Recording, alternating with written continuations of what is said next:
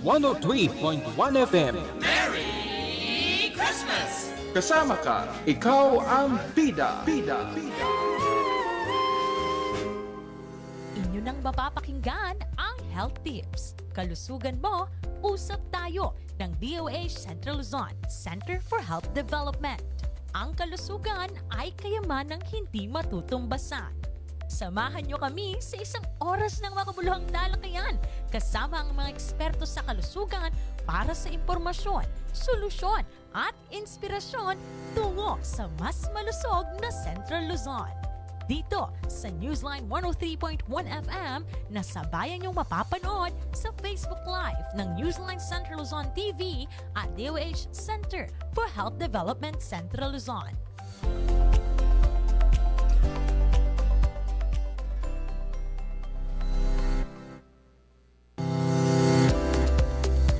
Isang magandang araw po sa inyong lahat. Welcome na naman sa isa na namang welcome po sa isa na namang makabuluhang talakayan dito sa Health Tips. Kalusugan mo, usap tayo kung saan tinatalakay po natin ang mga mahalagang usapin pangkalusugan na dapat malaman ng bawat Pilipino.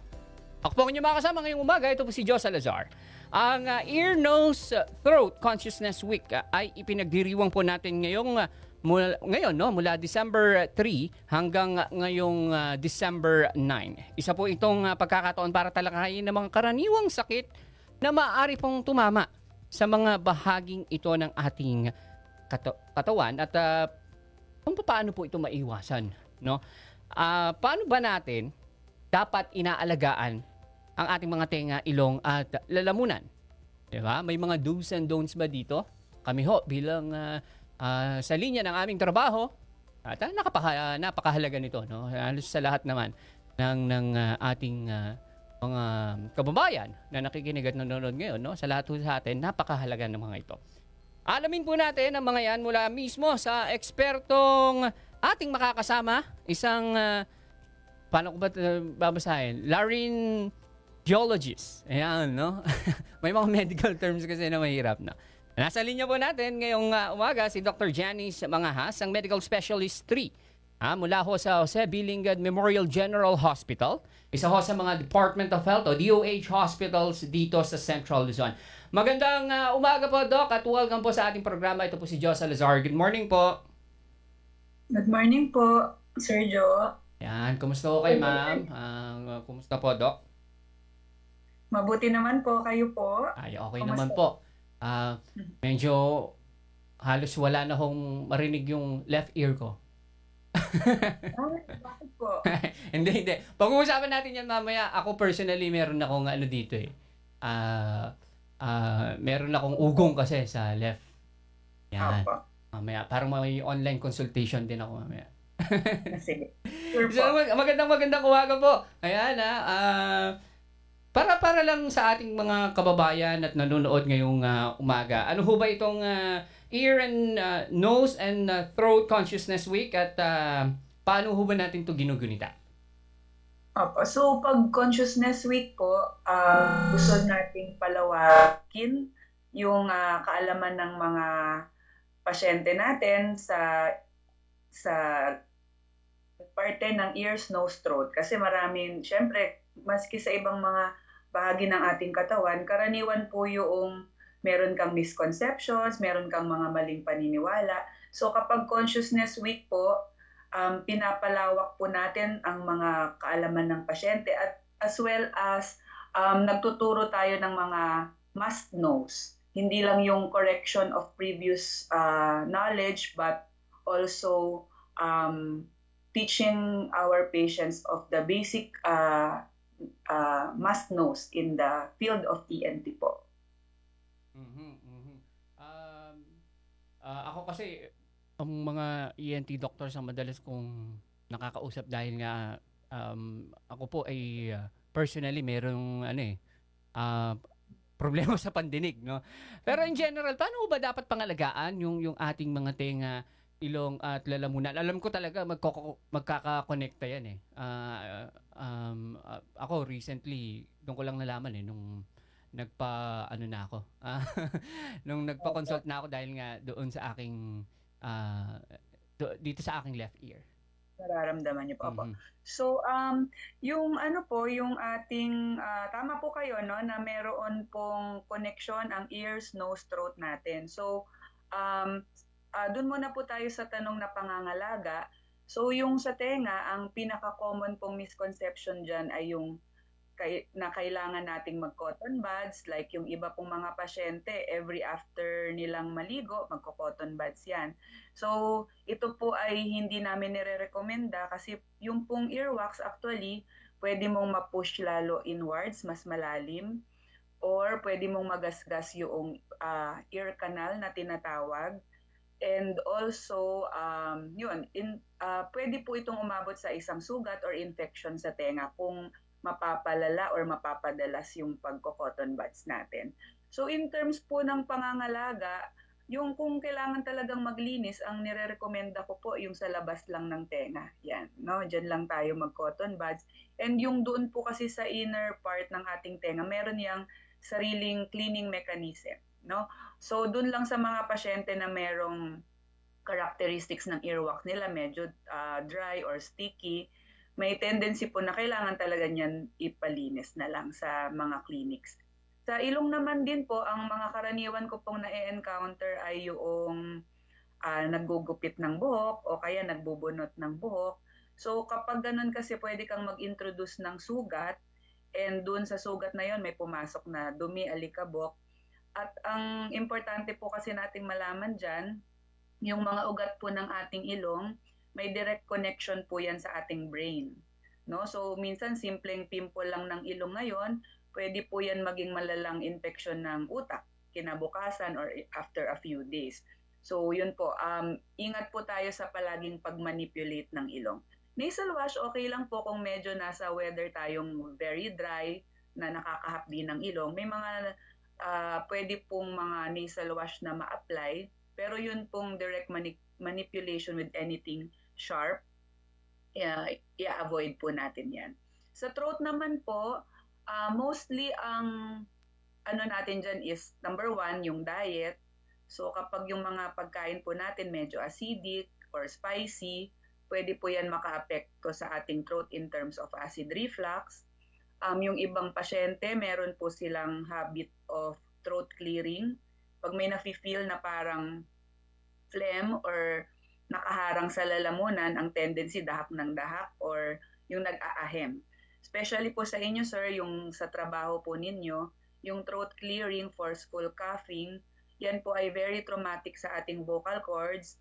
Yun pong na-mention nyo kaninang laryngologist, yan po ay mga espesyalista sa boses.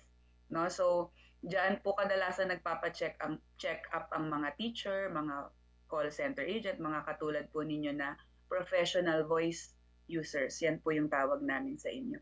So yun po, sa throat, importante po ang frequent hydration.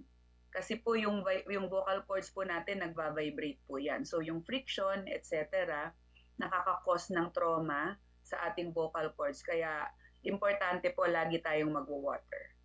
So yun, basically po, and if we take care of our nose, usually kasunod na po nun yung throat kasi minsan po yung mga condition ng ilong, katulad po ng na-mention nyo kanina, may direct connection yan sa ating throat. For example, yung pasyente magsisimulang may sipon. After a few days, masakit na ang throat, paos na, kasi pwede pong mag-spread downwards yung infection. Ayun. Palikan ko lang, Doc, yung pag-inom ng tubig. Ano ho ba yung nire-recommend ho ninyo? I think bawal yung malamig eh. Ano ba parang temperature lang, I mean room temp lang ba ang ating nire-recommend? Actually po, yung cold water medyo soothing po siya if you notice. So actually pwede naman po yung medyo cold lang. Wag lang yung sobrang lamig na mauubo ka. So actually okay lang, yung hindi naman kailangan maligamgam. Mm-hmm. Lalo na sa weather natin, gusto natin mas refreshing ang cold. Okay naman siya. We allow that naman. Wag lang po yung sobrang daming ice na nakakaubo na. Oo. Ako kasi personally, Doc, madalang na lang akong uminom ng tubig ng malamig, lalo na yung may yelo. So kasi dahil nasanay na ako, and ilang years na ako sa linya ng trabaho namin. Even siguro yung mga teachers, ganun na yung ginagawa. Hindi na talaga yung malamig na malamig. Opo, okay lang naman kung sanay na rin po doon. Pero in terms of bawal po ba, mas traumatic ba? Hindi naman. Basta wag lang yung coughing episodes, yun po yung bawal. Yun po yung hindi mabuti para sa vocal cords. Napag-uusapan na po natin yung pangangalaga ng ating tenga, ilong at lalamunan. Base sa inyo, sa inyong mga espesyalista, tuwing kailan ho ba dapat magpatingin yung isang individual sa ENT kahit na wala ho siyang nararamdaman, no? At may pagkakaiba ho ba yung ganitong parang routine kung bata o matanda yung magpapatingin or yung isang pasyente? So, in terms of kailan regularly kailangan magpa-check, siguro sa tenga, I would say kahit once a year, kasi yung build-up ng earwax, yun lang naman ang karaniwang babantayan mo dyan. In terms of sa nose naman, wala talagang strict na recommendation. But if you feel may congestion or pagbabara ng ilong, tapos hindi siya nag-i-improve in a matter of days, yun, pwede mo nang ipa-check up yan kaysa mag-self-medicate ka. And for patients na merong allergy, yun, we expect them to be in the clinics more often kasi sila po ay mas commonly natitrigger ang nasal symptoms nila. Sa throat naman, wala ding particular na frequency na kailangan every 2 months or 3 months ka na sa clinic. But yun, if you feel symptoms ng pagkapawos, pagsakit ng lalamunan, may kasamang paglalagnat, yun, maganda makapagpa-check up na para ma-prevent po yung paglala. Pero yung mga na-mention natin kanina na pangangalaga, importanteng magawa yun para po, syempre sabi nga natin, prevention is better, di ba po? Doon sa may allergy, Doc, balikan ko lang. Parang tama ho ba? May mga, yung ibang pag may allergy, tapos kapag sinumpong sila, parang nahihirapan silang huminga. Yun ho ba yung tinutukoy natin? Opo, ang allergy kasi is particularly, we call it allergic rhinitis sa ENT. It pertains sa nose. So kapag po nasa paghinga na siya in terms of the lungs, yun na po yung asthma or hika na tinatawag. Kasi one airway po yun no? So kapag meron kang allergic rhinitis, may malaking tendency na meron ka ring hika or asthma. And pag sa balat naman, yun yung tinatawag nating eczema. Kumbaga, magkakapamilya yan na sakit. Depende na lang kung saan ang specific presentation. Pero generally, related ito sa pagiging sensitive sa ating paligid. Ayun. Lalo na sa atin, Doc, parang dahil sa klima ho natin marami hong ganitong kaso kundi ho nagkakamali. Opo. Actually, climate, dust, no? Tawag dito, mga alikabok, usok. Pero, ano ho ba yung karaniwang signs o senyales, no?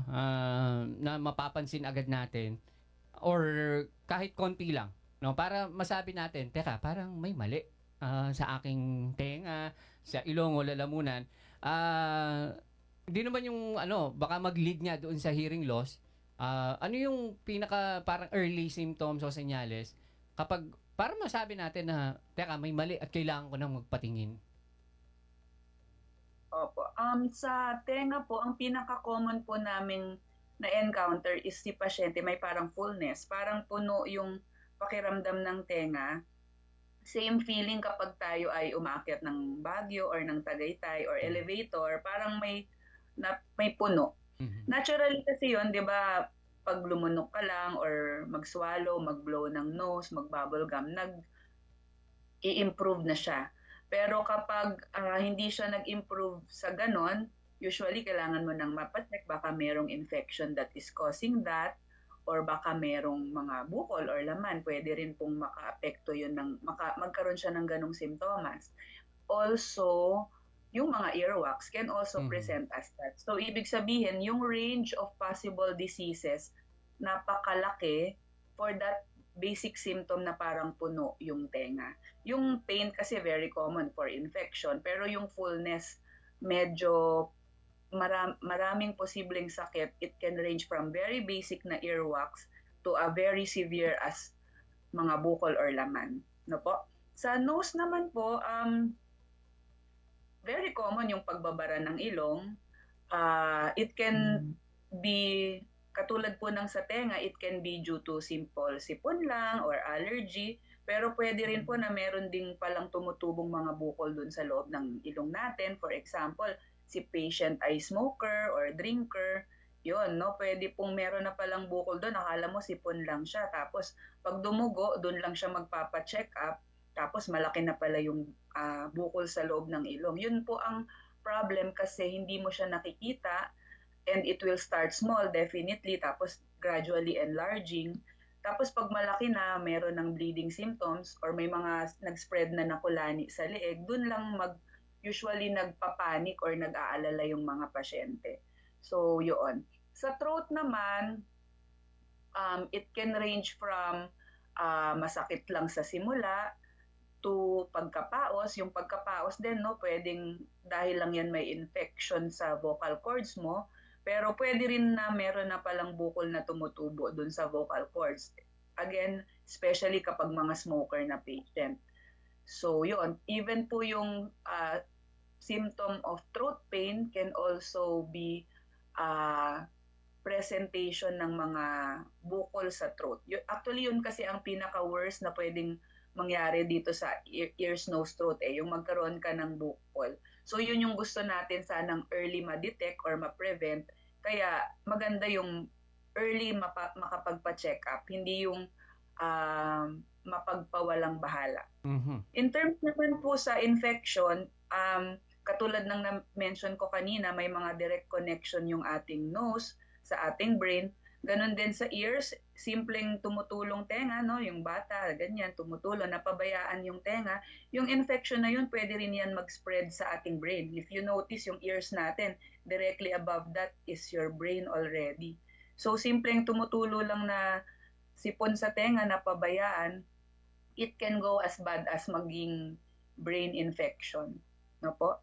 So, yun po. Tapos, ganun din. Sa throat din, simpleng infection din yan, mapabayaan mo, mag-spread sa neck, pwede yan mag-spread to the heart. So, talagang ang pinaka-gist or basic lesson natin dito, simpleng presentation pa lang, pagbabara, pagsakit, infection, magamot siya agad para hindi siya aabot sa malalang karamdaman na pwedeng hindi magamot or mga ngailangan na ng operasyon. Ito po, Doc, no? Maraming nagsasabi dito, pag malakas kang humilik, yung snoring, no? Paaring may underlying parang nararamdaman na yung isang tao. Pero ito po ba maaring yung paghilik, lalo na kung malakas, no? Maari po ba itong may kinalaman sa ano ho natin, kalusugan natin, especially sa ear, nose at throat ho natin? Opo. So, ang snoring po kasi, when I explain it sa aking mga pasyente, you imagine if you blow through thin air, hihip ka ng hangin, tahimik yan. Umihip ka sa straw, malakas yung sound. So, kaya po nakikreate yung snoring na sound. Kasi kapag natutulog tayo sa gabi, relax yung muscles natin, nagpo-fall back yung tongue mo. So, yung air, passes through a small column of small space na lang. Kaya magkokos yan ng sound. Nagva-vibrate yung mga structures in the area. So, yun siya. So, basically po sa snoring, ang pinakauna nating inirekomenda dyan is to lose weight para mag-lessen yung bulk ng mga soft tissues natin around the neck. Pero ang pinaka-basic na pwede nating magawa dyan in terms of the ENT is yung tinatanggal namin yung tonsils para ma-open up yung airway, para magkaroon ng more space for breathing. Pero kung halimbawa sa ganong paraan ay hindi pa din masyadong ma-relieve yung snoring ng pasyente, may mga more advanced procedures like i-advance yung ating jaw, yung tongue, binabawasan yung likuran ng ating dila. Ang pinaka-main goal talaga ay to open up the airway at the back of our tongue. So, yun po siya. Ayan. Teka lang. Parang nangangati yung lalamunan ko eh. Hindi ba, pero yun nga, no? Kailan po ako dapat magpa-check up, no? Kailan ko palagay yung kung sa palagay ko ay may kinalaman na o kailangan ko nang magpa-check up para sa ENT, saan ho ako pwedeng lumapit? Especially sa atin ho dito sa, sabihin na natin dito ho sa Central Luzon or dito sa Pampanga, ano ho yung mga facilities ng Department of Health na pwede kong puntahan? At usap tayo off the air, Doc, para mag-consult nila. Sige po. So, in terms po sa ENT, syempre, yung mga symptom naman namin ay very basic. Actually, pwede naman pong initially puntahan natin yung mga health centers natin, yung mga rural health units. Pwede po tayong magpatingin dyan for basic symptoms ng ears, nose, throat. Pero if you will need yung mga mas advanced na ENT consult, kasi dun po sa mga health center at rural health units, ang kadalasan pong nandun mga general physicians. Sometimes po nakakapagpadala ng mga rotators na ENT doctors doon, pero hindi kasi siya regularly nangyayari. Ang next po nating pwedeng puntahan is yung mga bukas center ni JBL. Parang branch na nearer to the community po siya, para po may mga ENT po na nai-station ang JBL. Tapos sa JBL po, meron po kaming Monday to Sunday na ENT doctors na naka-duty doon. Kailangan po bang magpa-schedule ako kapag sa JBL? I mean, pwede po bang walk-in, gano'n? Saan ako pwedeng tumawag? Or meron na bang online, parang appointment po? Opo. Ang alam ko po, dati kasi by appointment po kami sa outpatient department. Mm-hmm. Pero alam ko po ngayon, syempre po kapag nandyan po ang pasyente at nag-walk-in, mahirap naman pong pauwiin. Tatanggapin naman po. Pero yun lang po, naglilimit lang po usually, for example, in a day, ganitong number of patients para din po yung mga staff, syempre uuwi din po yung mga yon. So, naglilimit tayo para lahat makita that day at kung sakali po, bibigyan sila ng appointment kung hindi po sila makikita for that day. Sa mga naging pasyente ho ninyo at hanggang ngayon, pasyente nyo ho, no? May mga pagkakataon po bang lumala yung simpleng problema sa tenga, sa ilong o sa lalamunan? At ano ho yung halimbawa nito at papaano po ito nagagamot at paano ho natin siya nasolusyonan? Usually po, kapag maganda po ang check-up ng pasyente, mape-prevent po syempre ang paglala. Pero may mga pasyente po, especially sa atin, for example, we cater to patients po sa Central Luzon, no? May taga Zambales, taga Bataan. So kung hindi po sila nakakabalik by proximity agad-agad, yun, doon ko po nakikita talaga yung mga instances ng paglala. So, yun po ang marirecommend ko talaga kung nasabihan kayo ng inyong doktor na ito ay kailangan bantayan, i-monitor, susunod po tayo or magko-comply po tayo kasi meron pong mga karamdaman na sa simula hindi mo ipag-aalala, ganito lang ang presentasyon, pero sa mga susunod na follow-up, doon mo madidetect yung actual na sakit. So, yun po. Tama po kayo. Meron pong mga ganong kondisyon na nakita mo na simple pa lang siya, tapos pagbalik, malala na, mahirap na operahan or ganon kasi napabayaan. Basically, yun po ang medyo pagkukulang po. Kung regular po tayong nakakapagpa-check up at naagapan siya ng maaga, mas maganda po ang tinatawag nating prognosis nun or yung success rate ng pagkaka-cure sa kondisyon ng mga pasyente. Minsan ho ba yung parang simpleng, ako hindi ko po na-experience to, no? Pero yung simpleng, I mean, parang dryness or pangangati ng lalamunan can lead to makaapekto ho sa ating mga vocal cords. Parang may mga ganun ho bang senaryo? Kasi ang tendency po pag makate, magto-throat clearing tayo. Yung ginaganyan natin. So kapag nag-ahem po tayo, yung vocal cords po natin, nabubugbog siya. Kumbaga kung sisilipin po namin yan sa loob ng isang camera, ang itsura po ng vocal cords kapag tayo ay nag-aahem ay nagbubungguan siya.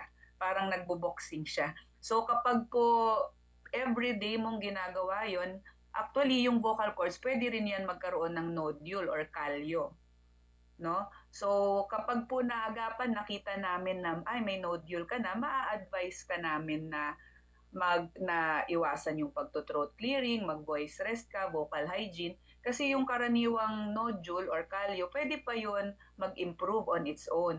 Pero kapag napabayaan, napalala, may mga nodule po na kumbaga matured na minsan kakailanganin talaga ng operasyon. Ayun. Medyo... Ayan, bawal po yan. Hindi kasi kami, sa linya ko ng trabaho, yung mga teachers, ayan, sa amin, yung lagi nagsasalita, mas ramdam ho namin yung ganun eh. Lalong-lalo na, kung ngari ako ay may isang oras na programa, baka most probably kalahating oras yan, tuloy-tuloy ako nagsasalita. So, kami ho yung mga talagang laging yun, yung voice clearing na gano'n. Kung minsan may ginagawa pa ho kaming parang routine bago kami mag-start, parang pina-practice ho namin yung aming lalamunan tsaka yung aming yung jaw namin. Dahil po, minsan tuloy-tuloy kami magsalita. Tawag po namin doon ay vocal warm-up kasi kapag parang exercise natin sa gym, kapag hindi ka nag-warm up, mas mai-strain yung muscles mo. So tama po yung ginagawa ninyong mag-warm up kahit sa neck area lang. And siguro ang mare-recommend ko po instead of mag-throat clearing, kung kaya pong mag-water. Mas soothing po yun at mas less traumatic sa ating vocal cords po. Oh, yun. Kami ho ganun eh. Usually may may tubig ho kami nakatabi rito, no. Pero siguro mas prone ho dito yung ating mga teachers kasi talagang ilang oras ho silang may klase, tuloy-tuloy. Tapos malakas pa yung boses nila dahil kailangan lakasan. Tama po 'yan. May mga teachers po ako na nire-recommend na kung talagang hirap mag-project ng voice, malaki ang classroom, maraming bata, tas mga maiingay, malalaki na yung bata. Nag-a-advise po ako na mag-microphone sila. Tapos yun talaga, water, in between ng mga lectures, mag-water sila para mas maitawid nila yung buong araw na lectures kaysa yung hintayin mo na pag-break na lang, mas sustain ka ng long periods of speaking kapag nagwo-water ka in between talaga.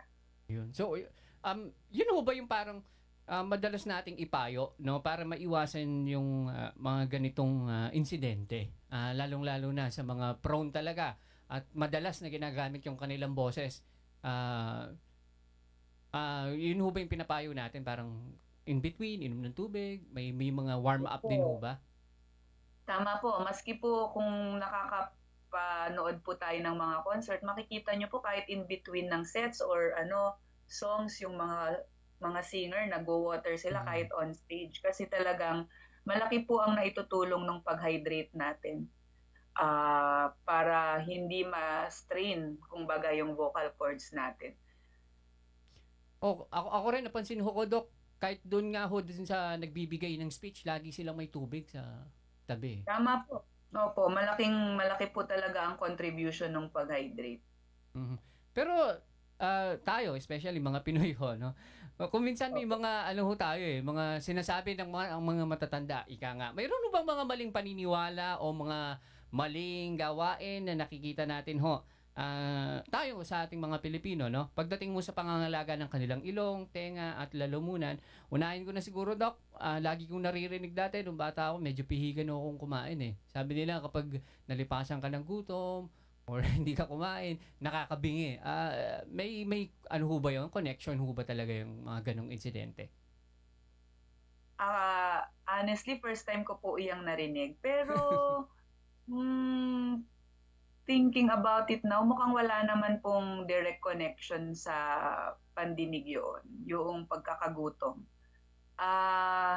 Siguro ang pwede niya pong maapektuhan sa in terms of ENT is yung magkaroon ka ng acid reflux, sumakit ang throat, pero hindi ko po siya makorelate na magkaka-epekto sa ating pandinig. Mga paniniwala, wala akong masyadong na-encounter. Usually yun lang, practices, more on pagko-cotton buds, pagto-throat clearing. Pero mga old beliefs ng mga matatanda, wala naman po akong masyadong na-encounter pa na ganun, na kailangan i-correct. Oo, may naririnig pa ako dun sa mga matatanda nun, Dok, kapag ano ba yun? Parang pag nag-self-medicate yung isa tapos sobrang lakas nung gamot, sabi nila nakakabingi raw yun. Yun po, definitely may epekto po yun kasi ang mga gamot na iniinom natin, meron talaga silang toxicity in particular. Like may mga gamot na may side effect niyan, gastric upset, like mga penicillins. Mhm. So may mga gamot din po na ototoxic na tinatawag. So pwede pong karaniwang epekto ng gamot na yon ay yung pagkabingi. For example, na naiisip ko ngayon is yung mga gamot na anti-TB. Ang ideal po kasi talaga makapagpa-test ng pandinig para may baseline ka kasi meron pong mga gamot pang TB or yung tuberculosis na pwede na ototoxic. So para po ma-monitor natin yung hearing ng patient, kung after 2 months mag-complain siya ng decrease in hearing, mapatest mo, bumaba nga from the last time na test natin. So pwede kang mag-adjust ng dose. So tama po yun. In terms of toxicity ng mga gamot, meron po dyan na may epekto sa tenga, pero hindi naman lahat. Mhm. At yun po ay, kaya po maganda doon na yung doktor mo talaga ang nagbigay sa'yo. Hindi ka magsi-self-medicate. Ayun, tama. Huwag ko tayong mag-self-medicate, no? Pero ngayon, pag-usapan nun natin yung karaniwang, ika nga tanong lang ating mga kababayan, kaugnay ng ear, nose, and throat, no? Usually, ano ho ba yung karaniwang sanhi ng pagkabingi? At paano nga ba ho ba ito maiiwasan? And nakaka-apekto ba yung edad? Ika nga sa ganitong, yung, kasi sabi nila, matanda na, mahina na pandinig. May mga ganun hong insidente. So sa pagkabingi po kasi, para po tayo ay makadinig, meron po yung proseso ng pagpasok ng sound sa ating tenga at ito po ay ma-interpret ng tenga natin, maipadala niya yung signal sa brain at ma-interpret ng brain natin. So anywhere doon sa pathway na yon na magkaroon ng problema, pwede pong mag-present as pagkabingi. So katulad nga nung kaninang na-mention natin, earwax, any blockage sa ating pong ear canal, pwedeng mag-present as pagkabingi. Tanggalin mo lang yung earwax o okay na yung pandinig. Meron din pong infection ng eardrum. Pag namamaga siya or may sipon ka, block yung pagpasok ng sound, again, pwede yan mag-present ng pagkabingi, which are conditions na maggamot ka lang, malinis mo lang, mag-o-okay na yung patient. Pero in terms po ng pagkabingi na tinatawag naming sensory neural or nerve problem na, ang nakaka-detect po nito is a hearing test. Kasi kung baga sa mata po, if we talk about it as nagkakagrado na po yung mata, ganun din po yung ating tenga. Kung baga sa machine, nagkakaroon ng mga wear and tear. So yung tenga, pwede po talaga siyang humina with time, with age. And yung mga na-encounter ko recently, yung mga kahit bata pa medyo humihina ang pandinig, mga noise exposure. At katulad nung na-mention natin kanina, mga iniinom, kinakain, mga gamot. So all of this can actually affect our ear. So kapag merong paghina na ganyan, kailangan mag-identify ni doktor kung saan siya galing, kung sa baba na level lang ba, sa tenga lang, or meron ng nerve problem na kailangan agapan. Kasi it can go as there will be a need na to use a hearing aid kapag nerve problem na. Mhm. Mahal pa naman ng hearing aid. Ang mahal pa naman ho ng hearing aid, no? Okay. Balikan lang ho natin yung noise.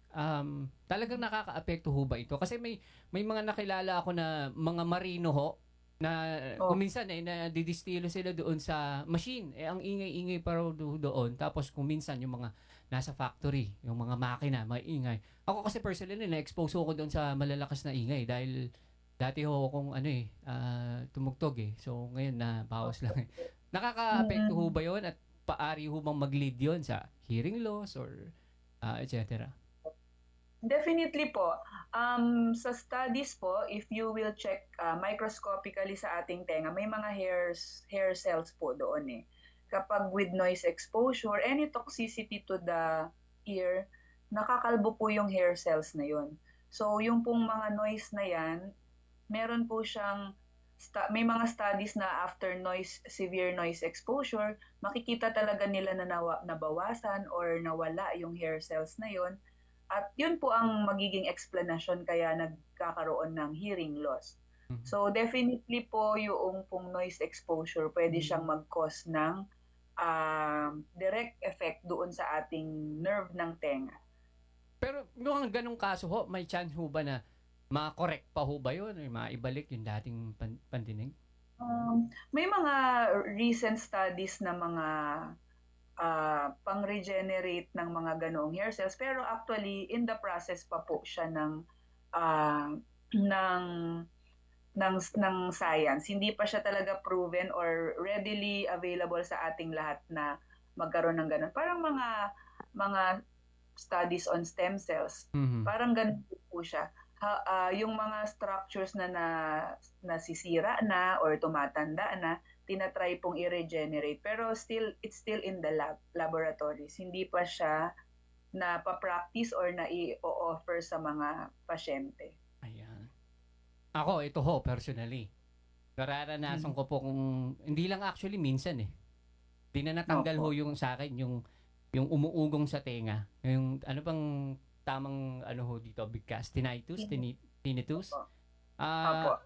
Sa mga ganitong pagkakataon ho, ano ho yung sanhi nito, no? At ano ho yung dapat gawin ng mga nakakaranas ho nito? Ako kasi meron na akong idea dahil ako po nagpunta na sa ENT eh.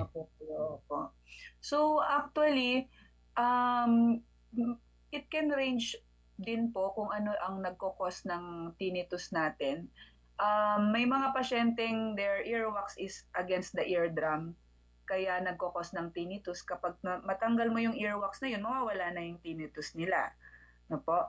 Meron din po infection lang ng eardrum. Magamot mo yung infection, gumaling siya from the infection, mawawala na yung ugong or yung tinnitus. Pero again, katulad ng na-mention ko kanina, kapag nerve problem na, yun medyo mahirap na pong ma-treat. Ang pwede namin initially ma-offer is mga vitamin supportive treatment para maka-improve or makapag-support doon sa nerve function. Pero sa abroad, meron kasi silang tinatawag na tinnitus masker. Yung tinnitus masker po is like a gadget na ima-mask niya yung sound ng tinnitus para hindi irritating sa patient. So usually dyan, hindi sila makatulog kasi ang ingay ng tenga nila, feeling nila parang may nagpa-party na hindi sila makakuha ng enough sleep. Sa akin po, ang nire-recommend ko sa pasyente, short of tinnitus masker na hindi available dito sa atin kasi, ang ina-advise ko sa kanila is to play a background music para yung brain mo ma-focus doon sa relaxing music, hindi doon sa ingay ng tenga. Mostly nyo po kasi yung i-encounter kapag quiet na yung paligid eh. Yung ganitong may aircon or may dumadaan na mga kotse, hindi masyadong dinig yung tinnitus.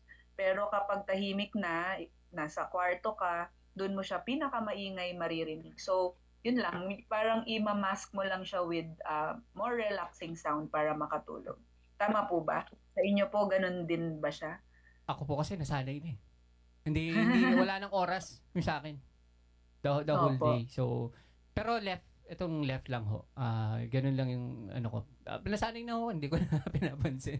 So, yun lang. May mga medication lamang ho na binigay sa akin. So, supportive, opo. Pero yung ganun ho ba, it may lead to hearing loss talaga? Yun pong tinnitus. Mhm. Actually, pwede po siyang early sign ng kasira ng nerve.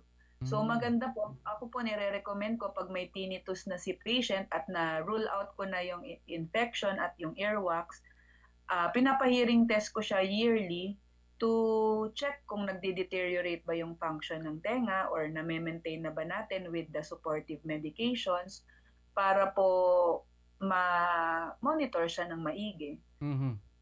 Ako Opo. kasi hindi naman sumasakit talaga eh. Pero parang may nakabara lang. Siya, opo. Ganun lang siya. So yun pero po, maganda po, ma-check lang po siya kasi po yung ugong nandyan lang siya eh, pero you don't know in terms dun sa function ng nerve kung lumalala na ba siya. So dun po sa hearing test, makikita mo, mild siya this year, after 2-3 years naging moderate, ibig sabihin, nagde-deteriorate yung nerve po doon. So maganda po may ganun tayong monitoring, especially pag may tinnitus na kasi po pwedeng early sign of damage to the ear na po siya. Ako, medyo iba sa akin eh. Opo. Meron pong ganun, parang clear siya sa lahat, walang infection, walang dumi, pero pag na-hearing test, makikita mo meron na pong grado or pagbaba yung traces niya sa hearing test. So doon po namin ma-advise na ito po ay early damage na. Minsan din po, ano lang pala siya, diet related. May mga pasyenteng napakain maalat mataba, tapos magsisimula yung tinnitus. Ma-advise namin based on the test na ito po ay dahil sa pagkain mo ng maalat mataba. Pag nag-stop sila, mag-improve yung tinnitus. Pero kung halimbawa siya ay age-related, noise exposure, yan po yung mga tinnitus na medyo imo-monitor na natin yearly kung nagde-deteriorate siya. Ako kasi napansin ko yung sa akin, hindi pantay eh. So hindi pantay, medyo mas mahina yung sa pandinig ng left, tapos yun nga may ugo. Doon ako nag-start na nagpa-ENT. So doon siya nag-start, doon ko siya nag-start na napansin eh. Opo. Yun. Kung matatanong po ninyo sa doktor ninyo kung siya po ba ay depende po kasi sa kung low frequency siya na hearing loss or high frequency. Doon kasi namin pwedeng ma-detect kung siya ba ay diet related or more on noise exposure. Pero Dok, nasabi ho natin kanina, hindi na talaga natin ina-advise yung pag Q-tips or yung cotton buds sa loob, sa labas lang ng tenga. Pero sa ilong naman po, ano yung mainam na paraan para mawala ho yung pagbabara sa ating ilong, lalo na po tayo may sipon. Ako ho kasi isa rin yun. Sabi ko nga kanina may connection kasi yan. Ang napansin ko rin ho kasi, hindi pantay yung, ako personally, hindi ho pantay yung lakas nung hangin ng aking ng ilong. So, nung nagpa-ENT ako, binigyan din ho ako ng gamot para doon. Yung parang flash lang din na lilinisin. Parang ganun. Opo. So, sa pagbabara po kasi, pwede po siyang, dahil may sipon ka, may namaga na structure dun sa loob, ang tawag namin doon, congestion. Kaya po, nabibigyan ng mga gamot na tinatawag na decongestant. Ibig sabihin, tatanggalin mo or babawasin mo yung pagka-congested niya. Yun pong spray or wash na na-mention ninyo, yan po ang purpose niya, ganun din, i-shrink yung mga swollen tissues sa loob ng ating ilong para mas magkaroon ng effective passage of air para sa ating ilong. Yun po ay if in terms of meron lang siyang physiologic na pag-swell or pagmaga. Meron din po kasing pagbabara na dahil nung pagkabata, natamaan yung ilong, nagka-fracture, na-deviate, ibig sabihin tumagilid yung buto, yun po meron silang pagbabara na more or less parang permanent. Hindi siya mamaya barado, mamaya okay. So ganun po.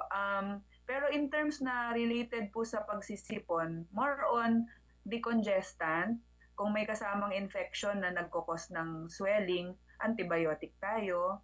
Kung may allergy ang pasyente, mayroon siyang lahi ng hika or asthma, yun, anti-allergy spray naman. So, it will boil down to kung ano po yung nagkokos ng pag-congest or pagbabara ng ilong. Kasi kumbaga parang reaction lang po yun ng ating ilong sa sa triggering agent kung siya ba ay allergy or infection. Yun din yung next kong tanong, Doc. Paano ho ba natin masasabi na ito allergy lang, pero yung isa infection na pala yung nararanasan niya doon sa sipon no, yung pagbabahinga? Opo. So actually po ang symptom nila medyo different kasi. Kapag meron kang allergy, runny nose ka, watery, tumutulo, parang tubig yung sipon. Tapos meron siyang sneezing, itchy eyes, itchy nose, mga symptoms of allergy talaga. Kapag po kasi sinusitis or infection na ang cause, so ang sipon mo more on yellowish na, sumasakit na yung ulo kasi po puno na po ng sipon yung sinuses natin. We call that pressure pain.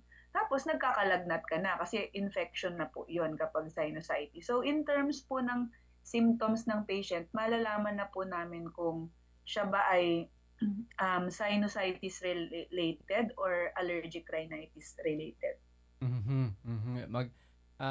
Lalong-lalo na kapag ganito ho yung panahon, no? Medyo lumalamig na.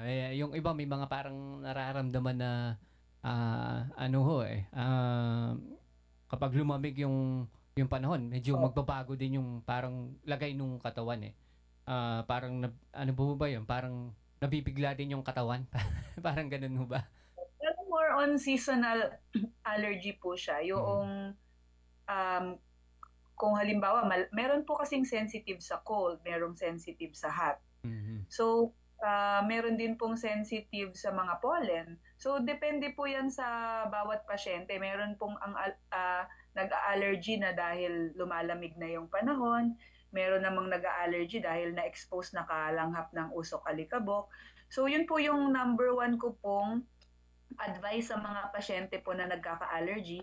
You try to identify what triggers your allergy because that's winning half the battle. Pag naiwasan mo siya, magiging lesser yung symptoms mo. Kasi kung hindi mo siya ma-identify at lagi ka palang na-expose, kahit may mga gamot ka, you will experience the symptoms.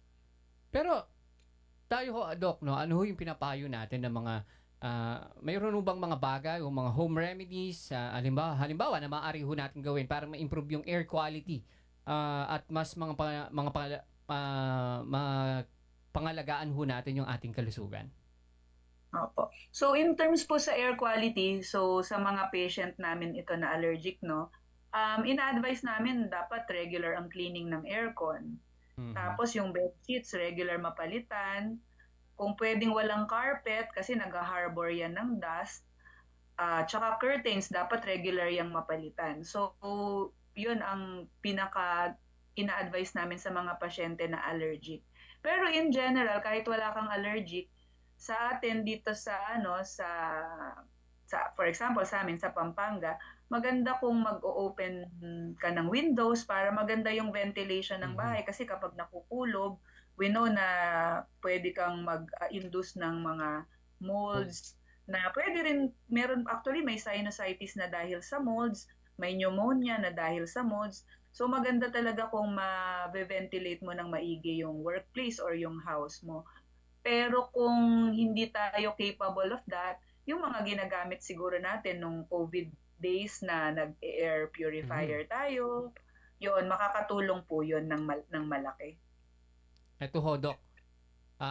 Pagdating naman ho sa lalamunan, ano ho yung karaniwang dahilan ng pagkapaos at pagkawala ng boses at ano ho yung pinapayo ho natin para maiwasan ito at kung nawala ho, pansamantala, paano ho ito nasusolusyonan? Opo. So, sa experience ko po, in general, ang pinaka-common pa rin talaga is yung diet natin, no? So, kung mahilig tayo sa mga spicy or sa mga coffee, milk tea, ayan, mga iced tea, mga nauuso yan ngayon. So, ang pinaka-common in general po ay acid reflux. So, ang ina-advise po natin sa kanila, avoid mo na yung acidic food intake. Tapos, Huwag pong matutulog ng busog kasi pwede kang mag-reflux. Tapos medyo mataas ang kunan. Pero doon naman po sa population ng mga professional voice users, like teacher katulad po ninyo, excuse me. So, doon naman po, excuse me. Naku, Doc. O sige po, mag-water break muna kayo, Doc. Medyo napagod na yata yung inyong throat din. Pero yun nga, no, sa amin ho kasi ganito eh.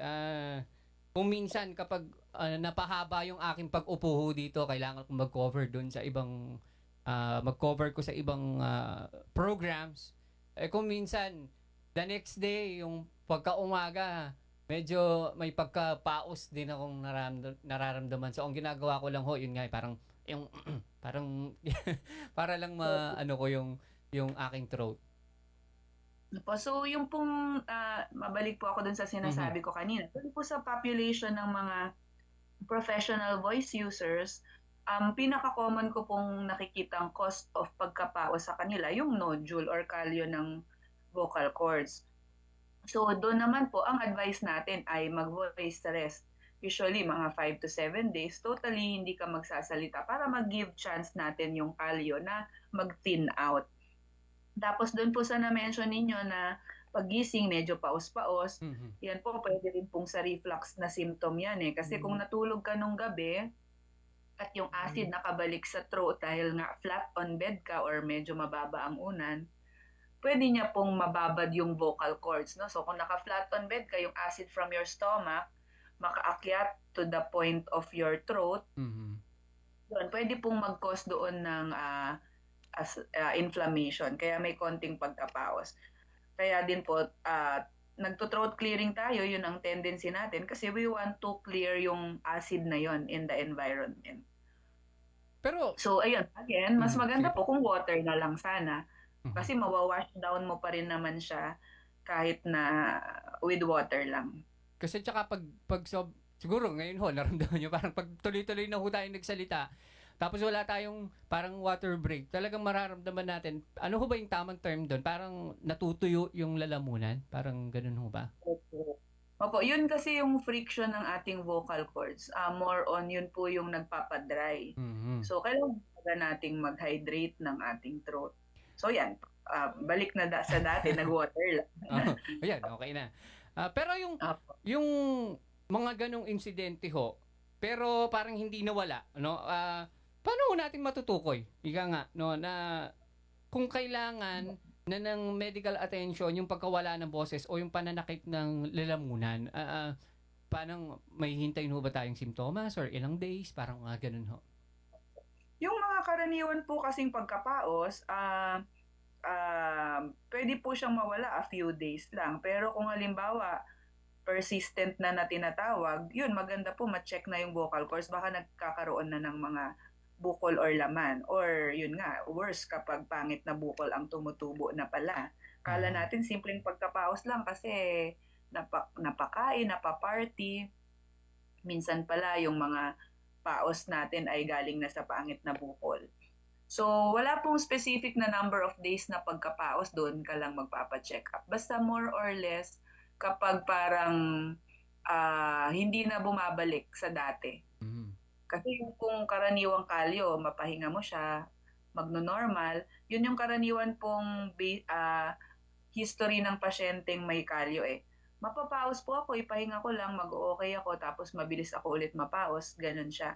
Pero kapag siya po ay tuloy-tuloy, kahit nagpahinga na, uminom ng gamot, ayun, maganda po magpa-check na kasi baka iba na yun, iba na ang cause. Tama.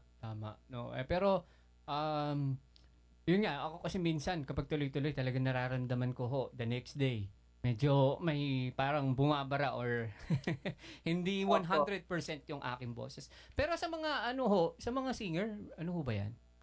Kasi tayong Pilipino, mahilig mag-video eh. Tapos nasasabayan ng, lalong-lalo na ngayon, sa party, marami hong mga year-end party. Kung minsan, sabihin na natin, napainom, tapos napababad din sa video the next day, medyo paos. Ano ho ba yun? Parang napagod lamang ho ba yung ating vocal cords? Parang ganun lang din ho. Ano po siya? Kung baga tinatawag namin nabubugbog din yung vocal cords natin. Kahit na manood ka lang ng concert, nag-cheer on ka dun sa nagpe-perform, usually pwede yan mag-cause ng pasa sa vocal cords. Pwede kang yung sa inyo po, yung laging madalas na pagsasalita, pwede kang magkaroon ng kalyo. It can be anything. Iba-iba po ang pwedeng pagmulan ng pagkapawas. So, yung pong pag-inom din, yung na-mention nyo kanina, pwede naman din pong acid reflux yun. So, yun din po ang importansya na makita siya ng espesyalista. Kasi syempre, iba po ang gamot kung acid yan, iba po ang gamot kung yan ay kalyo na pala, o kaya nagkaroon ng polyp or nagkaroon ng pasa. Iba din po ang management doon. So, dyan na po papasok yung examination ng doktor sa inyo at kung ano ang maire-recommend niya doon sa findings niya. Ayan. Alam ko yung ating mga nakikinig at nanonood ho ngayon. Maraming tanong. Maraming tanong kaugnay ho ng kanilang nararamdaman. Pero sa inyo ho, bilang panghuling mensahe ho sa publiko, kaugnay ng Ear, Nose, and Throat Consciousness Week at on the part of ng JBL, yun nga ho, kailan ho nila kayo pwedeng puntahan para magpa-check, no? At mamaya magtatanong na rin ako, Doc, makabisita ako sa inyo one of these days. Magpapakonsulta rin ako. Opo. Hintayin ko po kayo, sir. So, sa huling mensahe po, na-mention po natin today yung mga basic na pangangalaga natin sa ating tenga. Bawal ang pagko-cotton buds, huwag masyadong ma-expose sa noise. Sa ating ilong, yung clean environment as much as possible, protective gears in terms of kung may maalikabok or ma-pollution sa inyong lugar. At sa boses naman, vocal hygiene talaga. Hydration, pagpapahinga kung medyo may konting paos na, at pag-avoid ng throat clearing. Basically, yun po talaga ang mga take-home natin na basic na pangangalaga. But if in case nagkaroon tayo ng symptoms na medyo tumatagal na, hindi nawawala, makakabisita po kayo sa amin sa JBL. Open naman po yung outpatient namin ng Monday to Friday. And kung talagang emergency po, meron naman din po ng Saturday, Sunday na ER. So, meron din po tayong mga available na mga bukas centers around na pwede nyo rin pong mapagpa-check upan kung hanap nyo po ang ENT specialist talaga. Ayun. Maraming salamat, Doc, and one of these days, siguro mga next week, pasyal ako dyan. No, at pag-usapan natin itong tenga ko. Okay. Bigay ko po yung aking kontak ko kay ma'am. Maraming salamat po. Hopefully, panayam ho kayo ulit, no? Dahil marami hong mga katanungan din kaugnay ho nitong ear, nose, and throat ho natin. Yung ating mga kababayan. Muli, maraming salamat po, Doc, and good morning. Thank you din po. Good morning. Ayan. Nakausap po natin sa kabilang linya si Dr. Janice Mangahas, ang Medical Specialist 3 mula ho sa Jose B. Lingad Memorial General Hospital. At gaya nga ho ng ating mga napag-usapan, mahalaga ho pangalagaan ho natin in general, no, yung ating kalusugan, yung ating katawan. At syempre yung ating ear, nose, and throat. Kaya kung minsan yung simple hong parang ugong sa ating tenga, ay huwag ho nating ipagwalang bahala. No? It may lead to, diba? It can lead to baka, wag naman sana, mas malalang kondisyon. No? Maigi hong magpatingin ho tayo. Yung simpleng parang bara sa ating ilong, ayan, at yung pangangati ng lalamunan kung frequent or madalas na hong nararamdaman yan, kailangan na ho nating ipatingin sa doktor. Ayan. Maraming salamat ho. Ito po ang inyong health tips, kalusugan. Mausap tayo ng Department of Health, Central Luzon Center for Health, Central Luzon Center for Health Development, Newsline Central Luzon at ako po ang inyong nakasama. Ito po si Joe Salazar. Sa muli ho nating pag-uusap, no? Yung ating mga health tips sa susunod na linggo. Abangan nyo ho yan. Maraming salamat po and magandang umaga. Inyo nang mapapakinggan ang Health Tips. Kalusugan mo, usap tayo ng DOH Central Luzon, Center for Health Development. Ang kalusugan ay kayamanang hindi matutumbasan. Samahan nyo kami sa isang oras ng makabuluhang talakayan kasama ang mga eksperto sa kalusugan para sa impormasyon, solusyon at inspirasyon tungo sa mas malusog na Central Luzon. Dito sa Newsline 103.1 FM na sabayan niyong mapapanood sa Facebook Live ng Newsline Central Luzon TV at DOH Center for Health Development Central Luzon.